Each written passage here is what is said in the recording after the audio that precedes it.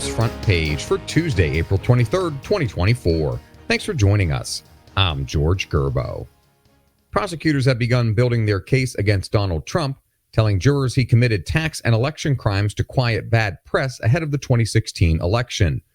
Tom Howe reports Manhattan District Attorney Alvin Bragg's team said Trump and tabloid allies used catch-and-kill tactics to silence negative stories and lied about it on business records. Prosecutors say Trump funneled check payments to his attorney Michael Cohen in 2017 to conceal hush money paid around the 2016 election and misled banks and others about the purpose of the payments by disguising them as legal services. Columbia University's president says the Ivy League institution is facing a crisis and ordered classes to be held remotely over escalating pro-Palestinian protests. Valerie Richardson and Jeff Murdoch report University President Manu Shafik said she convened a working group of administrators to try to bring this crisis to a resolution after police arrested 108 protesters on trespassing charges. The Orthodox Union on the Columbia Barnard campuses issued a guidance urging Jewish students to return home as soon as possible and remain home until the reality in and around campus has dramatically improved. The social media platform X has banned a post that claims non-citizens are registering and voting in U.S. elections on a wide scale.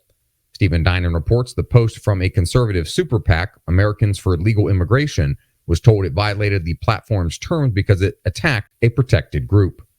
Only U.S. citizens are allowed to vote in federal elections, though some jurisdictions allow non-citizen voting for local elections. Most analysts say non-citizen voting is so rare as to be irrelevant to the outcome of national elections. The hunt for the origins of COVID-19 has gone dark in China, the victim of political infighting after a series of stalled and thwarted attempts.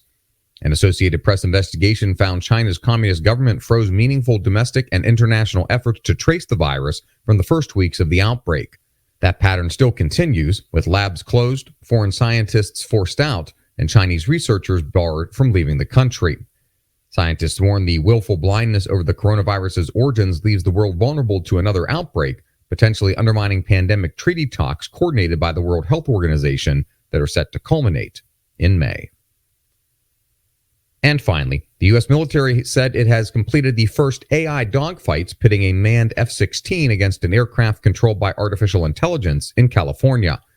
Ryan Lovelace reports the experimental X-62A aircraft traveled at speeds of 1,200 miles per hour and came within 2,000 feet of its human opponent in the F-16, the Air Force Research Laboratory said.